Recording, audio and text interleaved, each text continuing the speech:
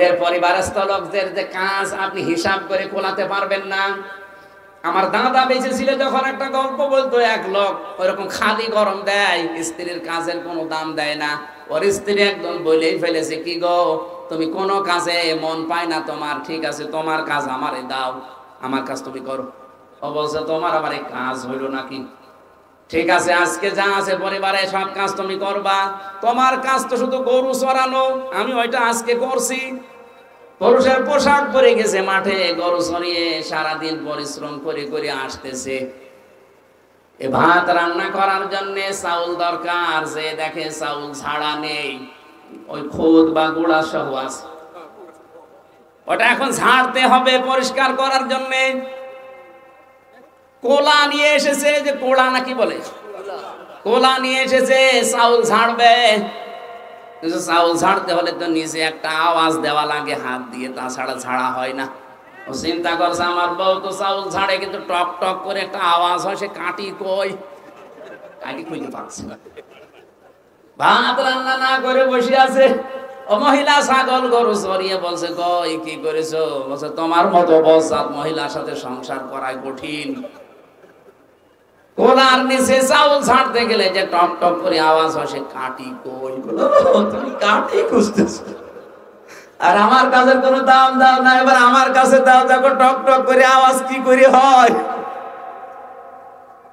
একদিন আপনি পারবেন না। এই জন্য স্ত্রীর উপর আমরা যেন জুলুম করে জালেম হয়ে না যায়। আল্লাহ কিন্তু ঘৃণা করে সবচাইতে বেশি জালেমকে, আর আল্লাহর মামলাও হবে জালেমের বিরুদ্ধে।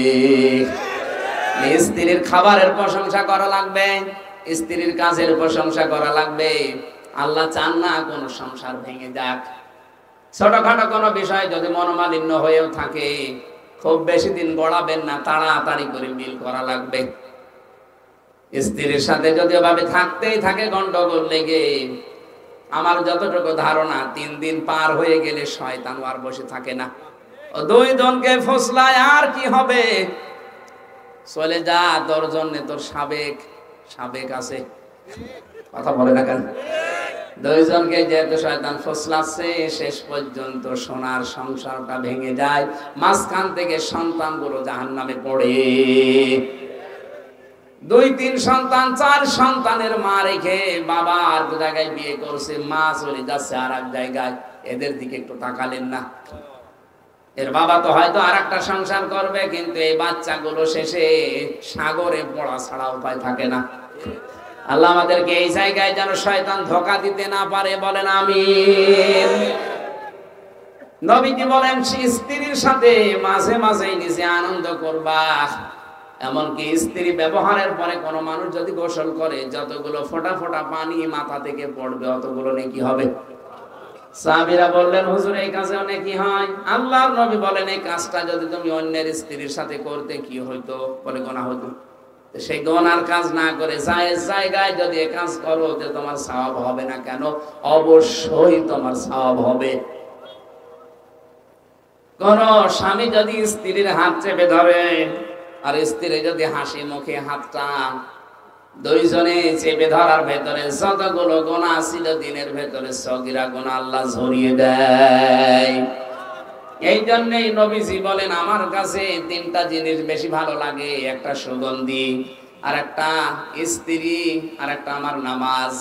আমাদের কাছেও সুগন্ধি ভালো লাগে, কিন্তু অনেকের কাছে দুর্গন্ধ বেশি ভালো লাগছে, এই জন্যই বিড়ি খাই। কথা বলেন না কেন? বন্ধ করা লাগবে বিড়ি খাওয়া।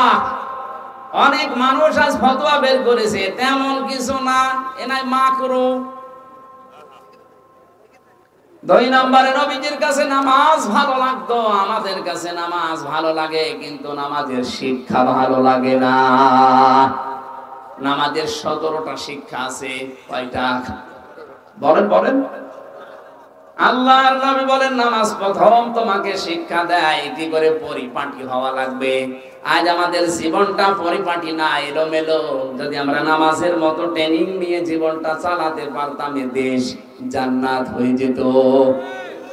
3 নাম্বার, আমার স্ত্রী আমার কাছে ভালো লাগে, আমাদের কাছেও স্ত্রী ভালো লাগে, কিন্তু নিজেরটা বাদ দিয়ে অন্যেরটা।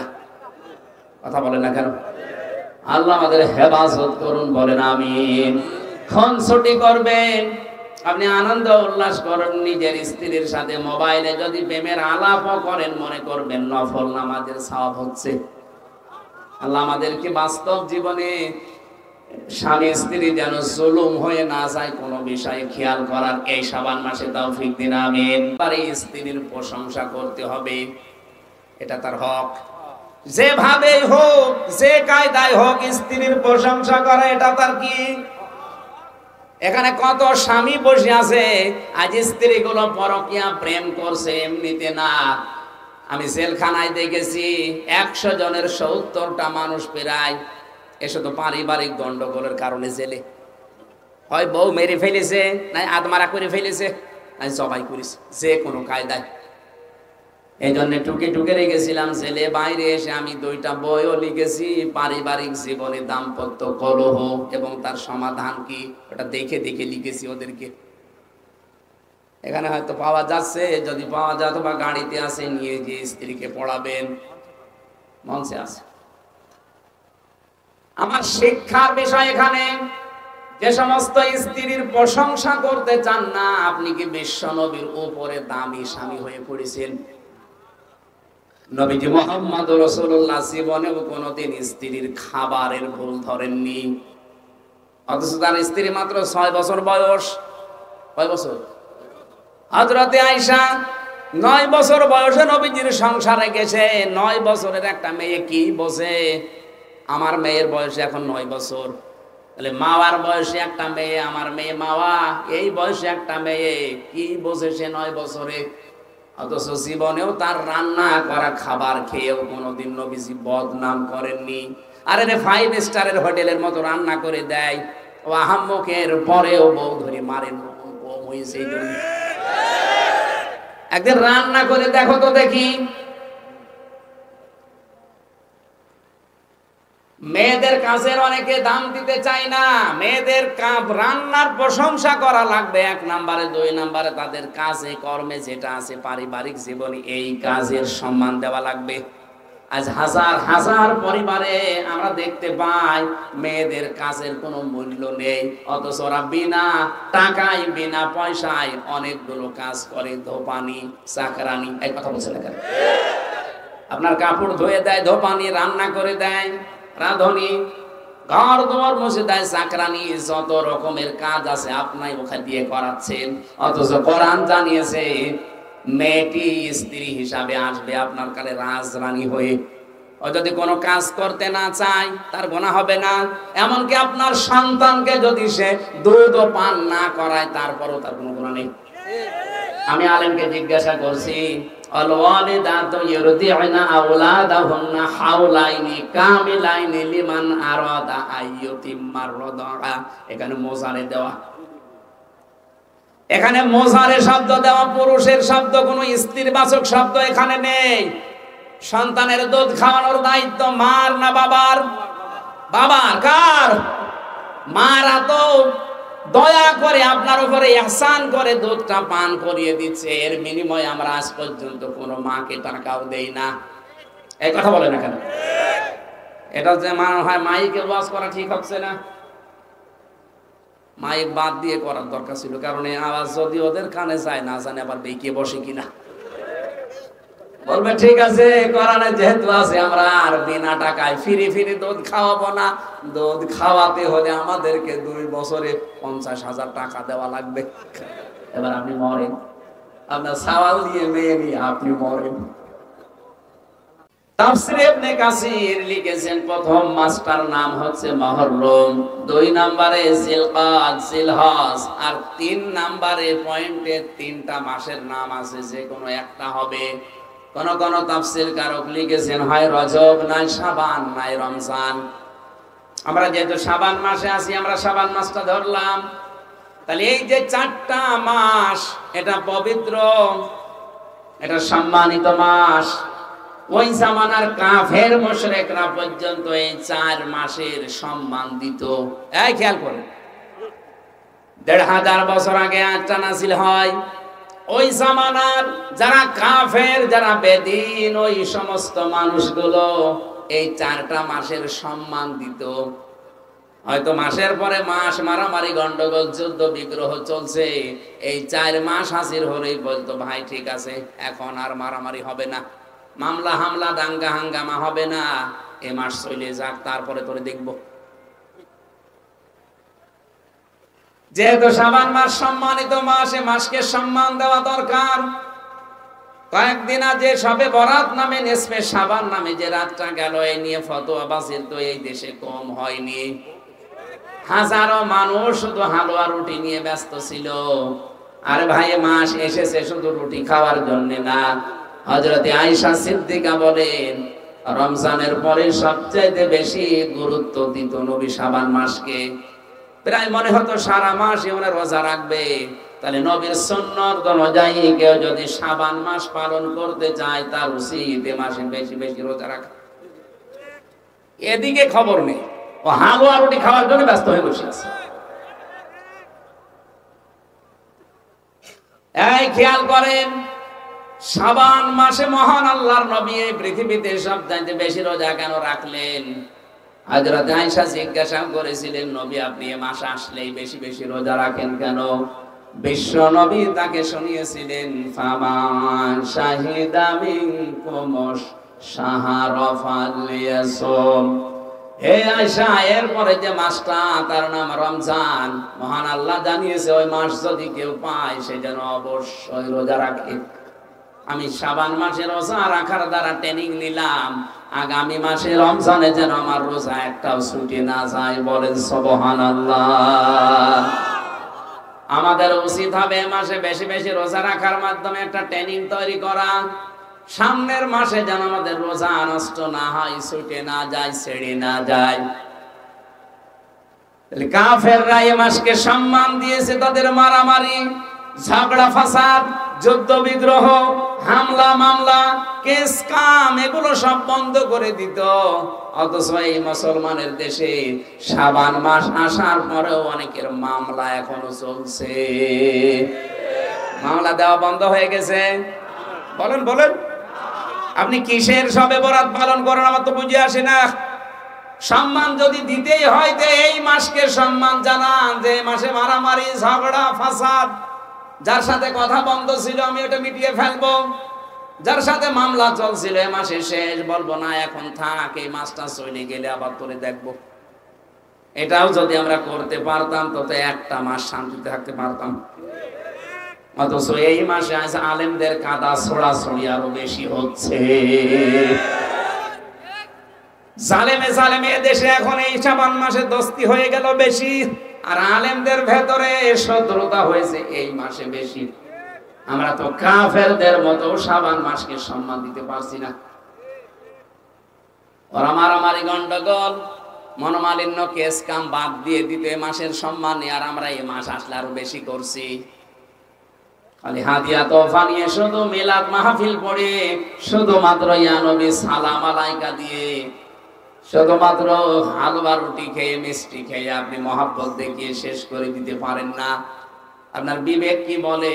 বিশ্ব নবী মুহাম্মদুর রাসূলুল্লাহ মাসকে কেমন করে সম্মান দিলেন? আল্লাহর নবী মাস আসলে মানুষের খোঁজ খবর নেওয়া বাড়িয়ে দিতেন। আমাদের উচিত হচ্ছে শাবান মাসকে যদি কেউ সম্মান দিতে চান, যাদের টাকা পড়ে আছে ব্যাংকে, আমি আপনাকে দান করতে বলছি না, টাকাগুলো ভালোভাবে সংরক্ষণ করে তোলেন, কর্মসংস্থান তৈরি করেন।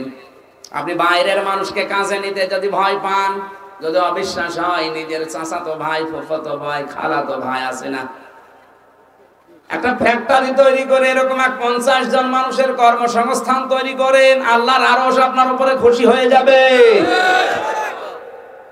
এইসব শাবান মাস পালন নেই। সুতরাং এই শাবান মাসে এখানে যারা বসে আছেন, টাকাওয়ালা মানুষ যদি থাকেন সিদ্ধান্ত নেবেন, আর যদি নাও থাকেন এই যে রেকর্ড হচ্ছে, কালকে সারা দেশে ছড়িয়ে যাবে। সবাইকে উদ্দেশ্য করে বলছি, শাবান যদি পালন করতেই হয়, ব্যাংকের টাকা ছাতা পড়ে যাচ্ছে, কত টাকা আছে আপনি নিজেও জানেন না।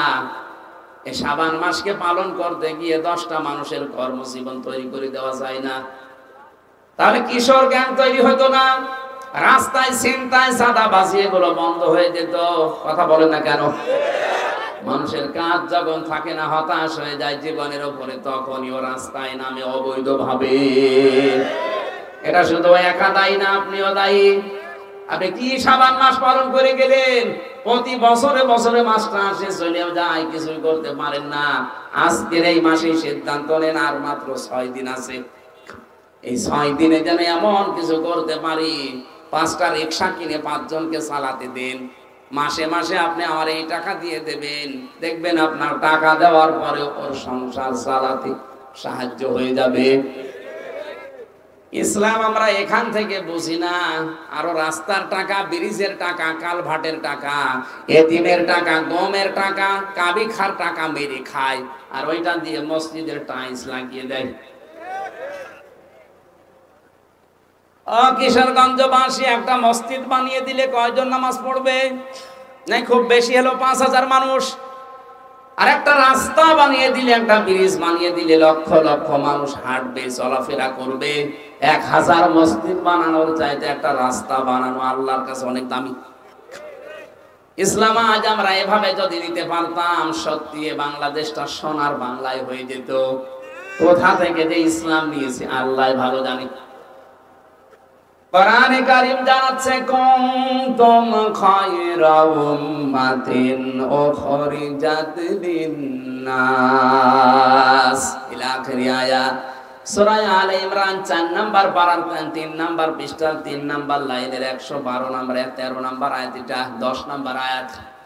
আল্লাহ পাক বলেন, তোমরাই শ্রেষ্ঠ জাতি, তোমাদেরকে আমি মানুষের কল্যাণের জন্য বের করেছি। আপনার দ্বারা যদি মানুষের উপকারী না হয়, তে আপনি আর কুকুর সমান। এই কথা বলেন না কেন? আপনার দ্বারা মানুষের যদি উপকারী না হয়, যদি ক্ষতি হতে থাকে, তা আপনি আর সাপ সমান। কিয়ামতে আপনার এই আচরণ থাকবে না, এই যে আকৃতি দেখতে পাচ্ছেন, জীবন এটা থাকবে না। এটা আকৃতি আল্লাহ বানিয়ে দেবে সাপের মতো। সাপের কাজ কি বলেন তো? একটা মানুষকে সবল দেয়, লোকটা মরে যায়, সাপের কোনো লাভ হয়? আসতে বলেন। এই বাংলাদেশে এখানে অনেক মানুষ এমন বসে আছে, সকালবেলা ওঠার পরে চিন্তা করে কার ক্ষতি করব, কারে ধরিয়ে দেব। কথা বলে না, নিজেই ধরিয়ে দেয়, নিজেই আবার থানায় যায়, অফিসারদের সাথে যোগাযোগ করে 50,000 টাকা দিয়ে নিজেই ছাড়ায়। মাঝখান থেকে পরিবারস্থ লোকদের কাছ থেকে টাকাগুলো হাদিয়া হিসাবে নিয়ে নেয়। এটা হয়তো এই জেলায় এখনো শুরু হয়নি, কুষ্টিয়ায় চলছে।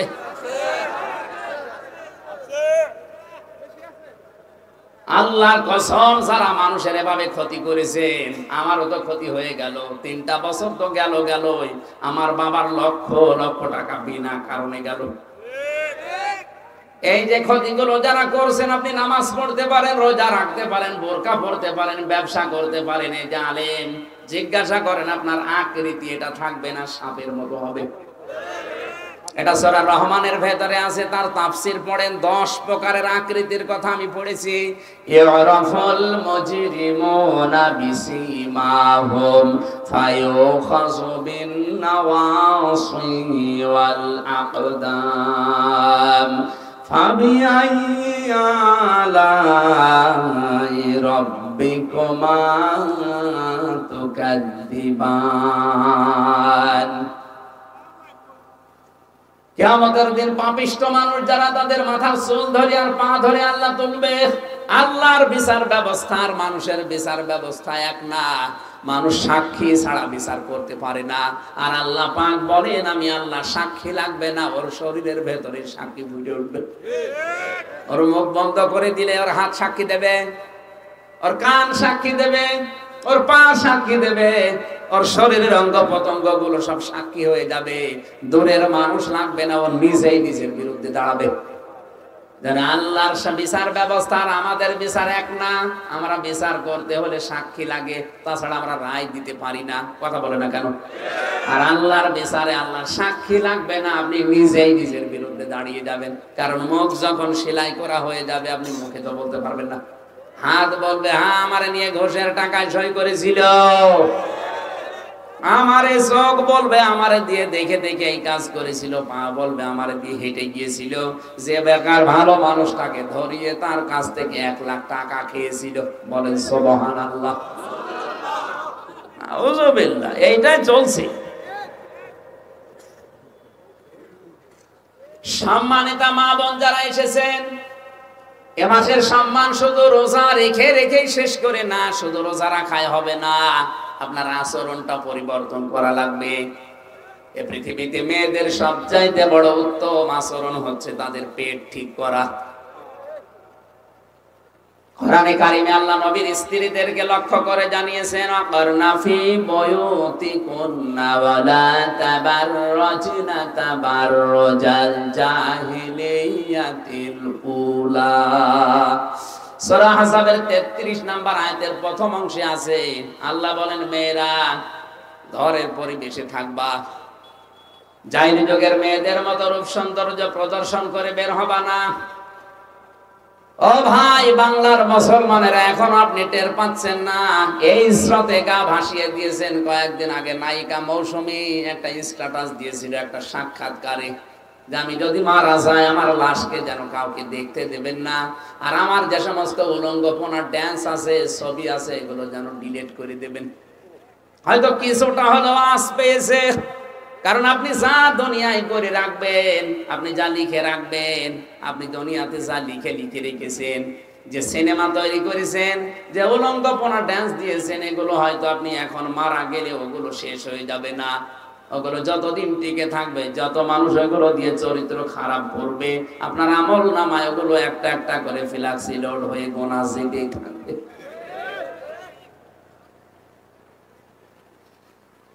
অনেকে বলে হুজুর আমার তো বিকাশ নাম্বার খোলা নেই। খোলা লাগবে না, এমনি চলে যাবে।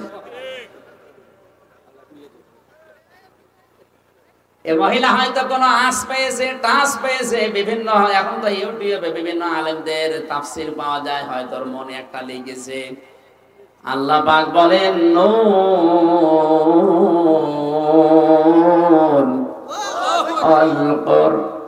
আল কলামি ওয়া মা ইয়াসতুরুন। আল্লাহ কসম দিচ্ছেন কলমের। আমি চিন্তা করলাম এত জিনিস থাকতে আল্লাহ কলমের কসম কেন দিল? আমার চিন্তার রেখা শেষ হয়ে গেছে এইভাবে, যে দুনিয়ায় যত ভালো কাজ আর মন্দ কাজ বলেন সব কিছুর মূলে কিন্তু কলম। এক কথা বলেন না কেন? তাসলিমা নাসরিন ইসলামের বিরুদ্ধে লিখেছে কি দিয়ে? আরো জোরে। ডক্টর আহমেদ শরীফ ইসলামের বিরুদ্ধে লিখেছে কি দিয়ে? এখনো পর্যন্ত ব্লগে নবীর স্ত্রীদের, নবীর চরিত্র নিয়ে উল্টা পাল্টা লেখে কি দিয়ে? ফাঁসির রায় লেখে কি দিয়ে? জমি জায়গা জাল দলিল করি নাই কি দিয়ে? পৃথিবীর সব কিছু ভালো হোক মন্দ হোক দেখবেন কলমের মূলে আছে। এই জন্য আল্লাহ বলেন কলমের কসম, এবং কলম দিয়ে লেখকরা যা লেখে ওই লিখিত জিনিসেরও কসম। হয়তো আপনি 10 বছর পরে আর থাকবেন না, কিন্তু আপনার লিখে যাওয়া এই উপন্যাসটা থাকবে। এই কথা বলে না কেন? পবিত্র প্রেম নামে একটা সিনেমা বানিয়েছে একজনের উপন্যাস দেখে দেখে। আমি পড়েছিলাম উপন্যাসটা, নায়িকা ছিল মনে হয় মাহিয়া মাহি। মনে করছেন হুজুর কিচ্ছু জানেন না? হ্যাঁ,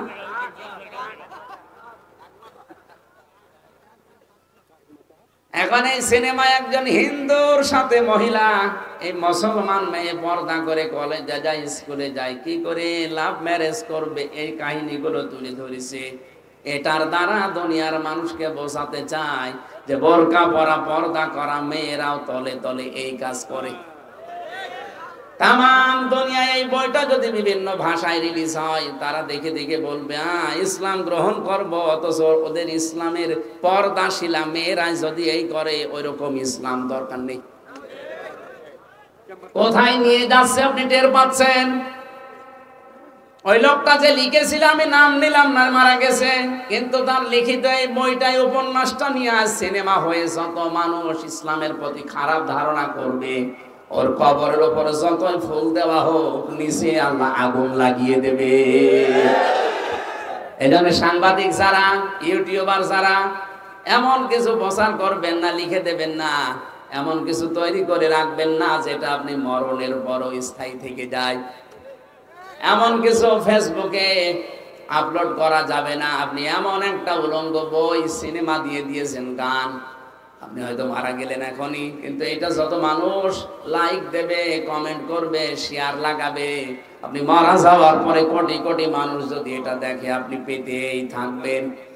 জেনার গোনা আপনার আমলনামায় আসবে। এজন্য ভয়ঙ্কর কাজ এটা। আমাদের এই মুহূর্তে সাবধান হওয়া লাগবে। মেয়েরা ঘরের পরিবেশে থাকো, বাইরে যেতে হলে জাহিলি যুগের মেয়েদের মতো পেট পিট বের করে যেও না। এমন এমন ব্লাউজ বানিয়েছে, মনে হচ্ছে ফুটবল খেলার মাঠ। এই পাশ থেকে একটা ফিতা, ওই পাশ থেকে আর একটা ফিতা, মাঝখানে গেরো দিয়েছে, ওটা ফুটবল খেলার সেন্টার। যুবকরা ওই জায়গায় গোল বসাবে। এখন যদি বলেন হুজুর আমরা দেখি বিভিন্ন কায়দায়, আপনি দেখেন কোন কায়দায়? কুষ্টিয়ার বড় বাজার থেকে যদি রিকশায় ওঠেন, সামনের দিকে তাকিয়ে দেখবেন বিশাল মাঠ। কোন দিকে তাকাবো? এমন পোশাক বানিয়েছে, বুকের উপরে কোনো ওড়না নেই, যুবতী মেয়ে, লিখে রেখেছে এক বুক সালা। নাউজুবিল্লাহি মিন যালিক। মাথায় কোনো কাপড় দেয় না। যেই মহিলার চুল খোলা থাকবে, যত মানুষের চুল দেখবে, নবীজি বলেন প্রতিটি চুল কিয়ামতে কামড় দেবে সাপ হয়ে। সম্মানিত মা বোনেরা, এই শাবান মাসকে সম্মান দেওয়া শেখেন, পর্দার ভেতরে আসেন। আপনার পেটে যে আল্লাহ ভালো সন্তান দেবে, শাবান মাসে এমনিতেই দেবে না, এটা ভালো হওয়ার জন্য মা হওয়া লাগবে আব্দুল কাদের জিলানীর মতো মা। আব্দুল কাদের জিলানী যে মায়ের পেটে এসেছিলেন, বাসর রাতে তার বাবা দৌড় দিয়েছে বাসর ঘর থেকে। স্ত্রী ডাক দিয়ে বলে, স্বামী আমার দৌড় দেবেন না, আমার বাবা আমার সম্পর্কে যা যা বলেছে একটু শোনেন, আমি ব্যাখ্যা করছি। আমার বাবা হয়তো আপনাকে বলেছিল যে আমি অন্ধ। এ কথার অর্থ হচ্ছে, যুবতী হওয়ার পর থেকে এই চোখ দিয়ে এমন কোন হারাম জিনিস আমি দেখি নাই, এই জন্যে বাবা বলেছে আমি অন্ধ। আমার মনে হয় এরকম মেয়ে এখন মানুষের ঘরে ঘরে। 5 বছর থেকে চরিত্র হারিয়ে ফেলছে। আমার বাবা বলেছে আমি ন্যাংড়া। যুবতী হওয়ার পর থেকে এই পা দিয়ে কোনো পরপুরুষের কাছে আমি কোনো কাজের জন্য যাইনি, এই জন্যের উপকর্থে আমার বাবা আমাকে ন্যাংড়া বলেছে, আমার কালা বলেছে, কারণ আমি এই বয়স পর্যন্ত কোনো গীবত শুনিও নাই, এ জবান দিয়ে আমি করিও নাই, এই জন্য বোবা বলেছে, বধির বলেছে। আপনার কোনো অসুবিধা নেই, আমি আপনার স্ত্রী। সম্মানিত মা বোনেরা, আমি আশা করছি আমি আপনাদেরকে অনেক ভালোবাসি। আল্লাহর কসম, মিজানুর রহমান আজহারী এখন দেশে নেই, উনি আপনাদেরকে অনেক ভালোবাসতো আমি জানি। ওনার তুলনায় পরিবর্তে এখন যেহেতু আমি আছি, কসম করে বলছি আপনাদের প্রতি কোনো রাগ নেই, বিদ্বেষ নেই, আপনাদের আমি ভালোবাসি। তো ভালোবাসার কাজ করা লাগবে। পর্দার ভেতরে চলে আসেন, এটা আপনার রক্ষা কবচ। আমার মনে হয় কোন মহিলা যদি পর্দার ভেতরে এসে রাস্তায় চলাফেরা করে, ও মনে হয় যে 2 জন বডিগার্ডের সাথে আছে। আর যদি বেপর্দা হয়ে চলে, বডিগার্ড না, শয়তান আরো জাল হিসাবে ব্যবহার করে। নিজে তো অপরাধ করছেন, আরো সমাজকে অপরাধী বানাচ্ছেন। আপনি নিজে জাহান্নামে গেলেও তো হতো। একজন বেপর্দা মহিলা যদি জাহান্নামে যায়, নবীজি বলেন 4 জন পুরুষ মানুষ সাথে নিয়ে যাবে। তার বাবাকে নেবে, তার বড় ভাইকে নেবে, তার স্বামীকে নেবে, তার বড় ছেলেকে নেবে। আমি হয়তো আপনার বাবা, আপনার ছেলে, আপনার বড় ভাই, নয়তো আপনার স্বামী। এজন্য আপনাকে বাঁচানো লাগবে, এটা আমার দায়িত্ব। এই শাবান মাসে পর্দায় চলে আসেন, আপনার সম্মান আল্লাহ বাড়িয়ে দেবে। কারণ আপনি আল্লাহর আইনকে যদি শ্রদ্ধা করেন, সম্মান করেন, আপনার সম্মান আল্লাহ বাড়াবেই। কথা বলেন না কেন? যালিকাদ দীনুল কাইয়্যিম, আল্লাহ বলেন এইটাই স্থায়ী দিন, এইটাই সুদৃঢ় দিন। এই আয়াত দ্বারা প্রমাণ হয় বাংলাদেশে আজ যারা অনেকে ভোট পাওয়ার জন্য এই কথা বলে যে সকল ধর্ম সমান, এই আয়াত অনুযায়ী ওদের ঈমান চলে গেছে। সকল ধর্ম সমান কে বলেছে আপনাকে? ধর্ম তো একটাই, আল্লাহর কাছে ইন্নাদ দীনা ইনদাল্লাহিল ইসলাম। দ্বীনের আগে আলিফ লাম আছে, এটা নির্দিষ্ট করার জন্য। একটাই মাত্র ধর্ম দুনিয়াতে আল্লাহ পছন্দ করে, তার নাম ইসলাম। আর বাকি যা আছে সব আল্লাহর কাছে ডিলেট। কথা বলে না কেন? আর কিছু না পাই জীবনে, ইসলাম যেহেতু বেশি, এইটাই আমাদের জীবনের গনিমত। খুশি হয়ে বলেন আলহামদুলিল্লাহ। ফালা তাযলিমু ফীহিন্না আনফুসাকুম। সাবধান, এই সমস্ত মাসে গনার কাজ করে মাসকে অসম্মান দিয়ে নিজের উপর জুলুম করো না। কারণ আল্লাহ পাক যে ৭৭ প্রকার মানুষকে ঘৃণা করেন, তার পয়লা নাম্বারে তারা দুনিয়ায় যারা জুলুম করে। আজ জুলুম দেশে আছে না নেই? ফালা তাযলিমু ফীহিন্না আনফুসাকুম, নিজেদের উপরে জুলুম করো না। এই মাসকে অসম্মান করার দ্বারা, আল্লাহর দ্বীনকে ছোট করার দ্বারা। ফিরে আসেন আপনারা, আল্লাহর দ্বীন ভেঙে কোথায় যাচ্ছেন? ফাইনা তাযহাবুনা ইনহুয়া ইল্লা যিকরুল লিল আলামিন। কোথায় ভেগে যান? কোথায় চলে যাচ্ছেন? এই কোরআন আল্লাহর পক্ষ থেকে বিশ্ববাসীর জন্য উপদেশ। আল্লাহর উপদেশ যদি কাউকে পরিবর্তন করতে না পারে, বিশ্বাস করে নেবেন ওর কপালে আর হেদায়েত নেই। কোরআন শরীফ এসেছে হেদায়েত দেওয়ার জন্য। এজন্য আমরা যেন জুলুম করে না ফেলে আমার নফসের উপরে। মন যেটা চায় সেইটা করা নফসের উপরে জুলুম। এই কথা বলেন না কেন? মন চাচ্ছে বিড়ি খেতে, মন চাচ্ছে মদ খেতে, খেলাম, এটা নফসের উপরে জুলুম। মন চাচ্ছে বেপরদা চলতে, চললাম, এটা নফসের উপরে জুলুম। পরিবারের জুলুম আছে না নেই? স্ত্রীর হক গুলো যদি কেউ আদায় করে জুলুম। এক নাম্বারে স্ত্রীর প্রশংসা করতে হবে, এটা তার হক। যেভাবে হোক, যে কায়দায় হোক, স্ত্রীর প্রশংসা করা এটা তার কি?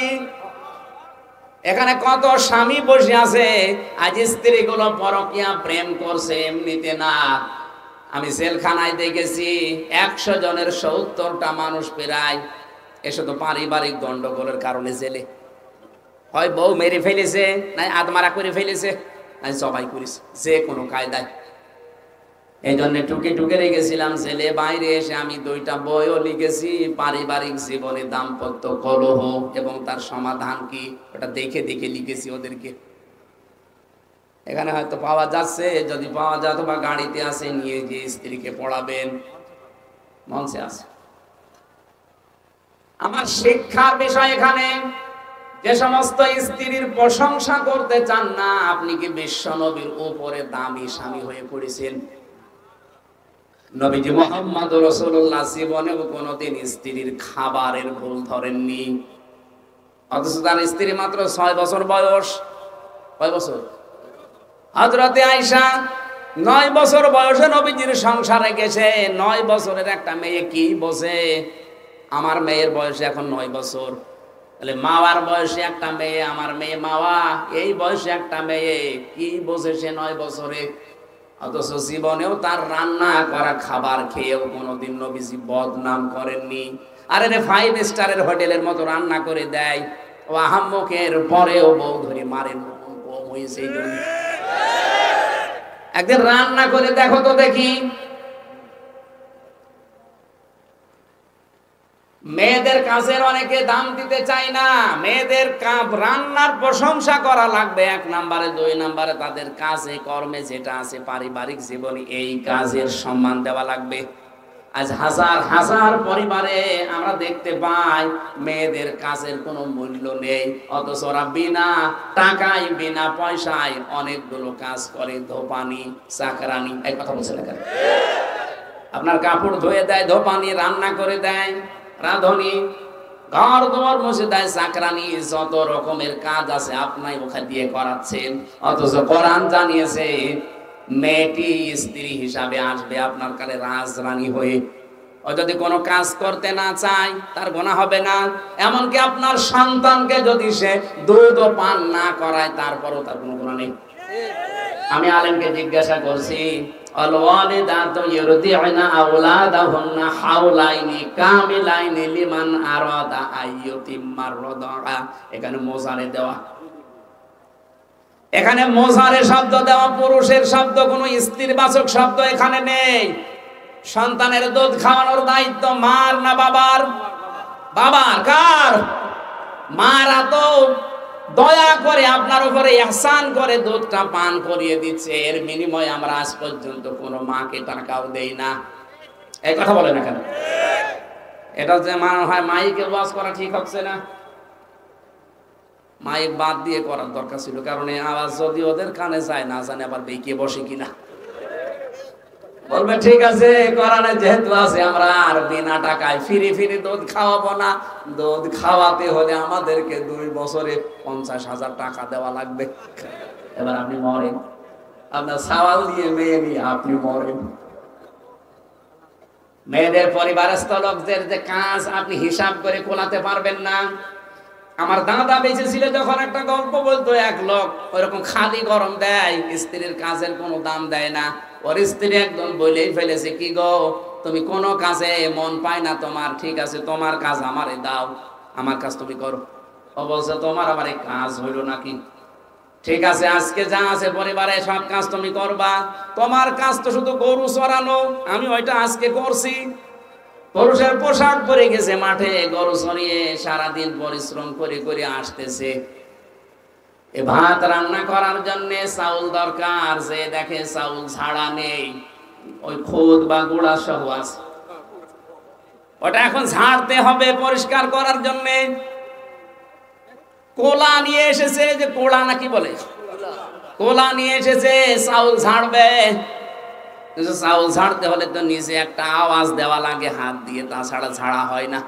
ও চিন্তা করছে আমার বউ তো চাউল ঝাড়ে কিন্তু টক টক করে একটা আওয়াজ হয়, সে কাটি কই, কাটি খুঁজে পাচ্ছে না। ভাত রান্না না করে বসে আছে। ও মহিলা ছাগল গরু চড়িয়ে বলছে, কই কি করেছো? বলছে তোমার মতো বসাত মহিলার সাথে সংসার করাই কঠিন। কোলার নিচে চাউল ছাড়তে গেলে যে টক টক করে আওয়াজ হয়, সে কাটি কই। তুমি কাটি খুঁজতেছ, আর আমার কাছের কোনো দাম দাও না, এবার আমার কাছে দাও, দেখো টক টক করে আওয়াজ কি করে হয়। একদিন আপনি পারবেন না। এই জন্য স্ত্রীর উপর আমরা যেন জুলুম করে জালেম হয়ে না যায়। আল্লাহ কিন্তু ঘৃণা করে সবচাইতে বেশি জালেমকে, আর আল্লাহর মামলাও হবে জালেমের বিরুদ্ধে। স্ত্রীর খাবারের প্রশংসা করা লাগবে, স্ত্রীর কাজের প্রশংসা করা লাগবে। আল্লাহ চান না কোন সংসার ভেঙে যাক। ছোটখাটো কোনো বিষয় যদি মনোমালিন্য হয়েও থাকে, খুব বেশি দিন গড়াবেন না, তাড়াতাড়ি করে মিল করা লাগবে। স্ত্রীর সাথে যদি ওভাবে থাকতেই থাকে গন্ডগোল লেগে, আমার যতটুকু ধারণা 3 দিন পার হয়ে গেলে শয়তান আর বসে থাকে না। ও 2 জনকে ফসলায় আর কি হবে, চলে যা, তোর জন্য তোর সাবেক আছে। কথা বলে না কেন? 2 জনকে যেহেতু শয়তান ফসলাচ্ছে, শেষ পর্যন্ত সোনার সংসারটা ভেঙে যায়, মাঝখান থেকে সন্তানগুলো জাহান্নামে পড়ে। 2-3 সন্তান, 4 সন্তানের মা রেখে বাবা আর জায়গায় বিয়ে করছে, মা চলে যাচ্ছে আর এক জায়গায়। এদের দিকে একটু তাকালেন না? এর বাবা তো হয়তো আর একটা সংসার করবে, কিন্তু এই বাচ্চাগুলো শেষে সাগরে পড়া ছাড়া উপায় থাকে না। আল্লাহ আমাদেরকে এই জায়গায় যেন শয়তান ধোঁকা দিতে না পারে, বলেন আমিন। নবীজি বলেন স্ত্রীর সাথে মাঝে মাঝে নিজে আনন্দ করবা। এমনকি স্ত্রী ব্যবহারের পরে কোনো মানুষ যদি গোসল করে, যতগুলো ফোঁটা ফোঁটা পানি মাথা থেকে পড়বে অতগুলো নেকি হবে। সাহাবীরা বললেন হুজুর এই কাজে নেকি হয়? আল্লাহর নবী বলেন এই কাজটা যদি তুমি অন্যের স্ত্রীর সাথে করতে কি হইতো? বলে গুনাহ হতো। সেই গুনার কাজ না করে জায়েজ জায়গায় যদি এই কাজ করো, যে তোমার সওয়াব হবে না কেন? অবশ্যই তোমার সওয়াব হবে। কোন স্বামী যদি স্ত্রীর হাত চেপে ধরে, আর স্ত্রী যদি হাসি মুখে হাতটা দুইজনে চেপে ধরার ভেতরে যতগুলো গুনাহ ছিল দিনের ভেতরে সগীরা গুনাহ আল্লাহ ঝরিয়ে দেয়। এই জন্যই নবীজি বলেন আমার কাছে তিনটা জিনিস বেশি ভালো লাগে, একটা সুগন্ধি, আর একটা স্ত্রী, আর একটা আমার নামাজ। আমাদের কাছেও সুগন্ধি ভালো লাগে, কিন্তু অনেকের কাছে দুর্গন্ধ বেশি ভালো লাগছে, এই জন্যই বিড়ি খাই। কথা বলেন না কেন? বন্ধ করা লাগবে বিড়ি খাওয়া। অনেক মানুষ আজ ফতোয়া বের করেছে, তেমন কিছু না, এনাই মাকরুহ। 2 নম্বরে নবীজির কাছে নামাজ ভালো লাগতো, আমাদের কাছে নামাজ ভালো লাগে, কিন্তু নামাজের শিক্ষা ভালো লাগে না। নামাজের 17টা শিক্ষা আছে, কয়টা বলেন বলেন? আল্লাহর নবী বলেন নামাজ প্রথম তোমাকে শিক্ষা দেয় কি করে পরিপাটি হওয়া লাগবে। আজ আমাদের জীবনটা পরিপাটি না, এলোমেলো। যদি আমরা নামাজের মতো ট্রেনিং নিয়ে জীবনটা চালাতে পারতাম, দেশ জান্নাত হয়ে যেত। 3 নাম্বার, আমার স্ত্রী আমার কাছে ভালো লাগে। আমাদের কাছে স্ত্রী ভালো লাগে, কিন্তু নিজেরটা বাদ দিয়ে অন্যেরটা। কথা বলেন না কেন? আল্লাহ আমাদের হেফাজত করুন, বলেন আমিন। খুনসুটি করবেন, আপনি আনন্দ উল্লাস করেন নিজের স্ত্রীর সাথে, মোবাইলে যদি প্রেমের আলাপও করেন মনে করবেন নফল নামাজের সওয়াব হচ্ছে। আল্লাহ আমাদেরকে বাস্তব জীবনে স্বামী স্ত্রী যেন জুলুম হয়ে না যায় কোনো বিষয়ে খেয়াল করার এই শাবান মাসে তৌফিক দিন, আমিন। আকাতিলুল মুশরিকিনা কাফাতান কামা ইউকাতিলুনাকুম কাফা। আল্লাহ পাক বলেন তোমরা লড়াই করো, সংগ্রাম করো মুশরিকদের বিরুদ্ধে, যেভাবে ওরা ঐক্যবদ্ধভাবে তোমাদের বিরুদ্ধে লড়াই করে। আজ তামাম দুনিয়ার মুশরিকরা সব এক মুসলমানকে টাইট করার জন্য। সুতরাং 57টা মুসলিম রাষ্ট্র এই শাবান মাসে এক হওয়া লাগবে। আমার মনে হয় শাবান মাসের সম্মানার্থে আয়াত যদি আমরা সত্যি বুঝতাম আর মেনে নিতে পারতাম, ফিলিস্তিন এমনিতেই স্বাধীন হয়ে যেত। ওয়ালামু, জেনে রাখো, আন্নাল্লাহা মাআল মুত্তাকিন, অবশ্যই আমি আল্লাহ মুত্তাকিদের সাথে আছি। মুত্তাকি কাকে বলে? তাফসিরে মুত্তাকির আমি সংজ্ঞা পেয়েছি, কেউ যদি মুত্তাকি হতে চায়, যাকে আল্লাহ ভালোবাসে মহব্বত করে, তার ভেতরে 10টা গুণ থাকা লাগে। কয়টা? সূরা বাকারার 177 নম্বর আয়াতের ব্যাখ্যাটা করা আছে। আমার যেহেতু সেই হালুয়া ঘাটে আছে, রাত 11টায় আর 2 ঘন্টা আছে, যাওয়া লাগবে। আজকের মতো শেষ করে দিলাম, 9টা বাজে। আমিন। বারাকাল্লাহু লানা ওয়া লাকুম ফিল কোরআনিল আযীম। এরপরে আরো যারা আছে, নাজমুল হাসান ভাই আছে, অনেক ভালো আলোচক উনি। আমার বই আছে এখানে, বইটা যদি লাগে এখান থেকে নিয়ে স্ত্রীকে উপহার